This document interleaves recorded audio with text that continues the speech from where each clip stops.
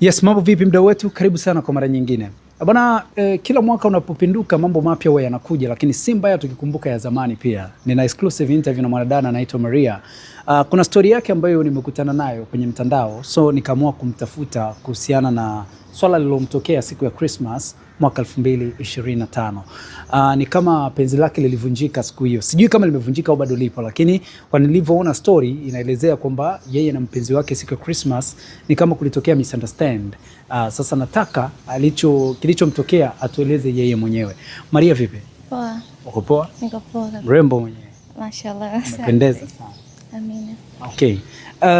Vipi? Mwaka 2025 ni mwaka gani kwa Maria kwenye upande wa swala nzima kwanza la kimafanikio? Mwaka 2025 kimafanikio, alhamdulillah, namshukuru Mungu, nimepiga hatua kidogo. Ila kwenye upande wa mapenzi ni mwaka mgumu kwangu. 2025 kwenye upande wa mapenzi ulikuwa mwaka mgumu kwa wakati unaanza. Niliona ni mwaka mzuri kwenye mahusiano, lakini mimi nikiwa naamini kwamba napendwa, lakini sio kwamba nilikuwa napendwa. Kwa hiyo siku ambayo nimegundua kwamba mpenzi wangu hanihitaji, ni mtu ambaye yupo kwa kimaslahi yake, ni siku ya inakaribia Christmas tarehe 25. Ilibidi mimi nitoke nyumbani kwangu ili niende kwa sababu nimekuwa nikipiga simu hazipokelewi, nikitoa message hazijibiwi. Nikasema ngoja niende kwake ili mradi nipate hela ya kwenda kufanya shopping.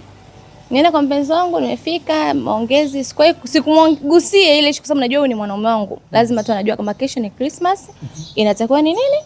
Anipatie hela chochote kitu. Kwa hiyo tukafanya vya kufanyika. Mwisho wa siku naondoka bwana, bamkali alinitolea buku 1000. Nikamwangalia kwanza, ngambia upo serious baba? Kwani nauli mpaka kwako kutoka hapa ni shilingi ngapi? Akaniambia, nikamwambia ni buku. Buku ndo gari boda? Boda. Buku. Panda boda uende. Tutawasiliana. Sasa baba, tutawasilianaje wakati kesho unajua ni sikukuu? Mimi mambo yangu hayapo sawa, hajakaa sawa. Kikaa sawa utaiona. Nikachukulia masiara.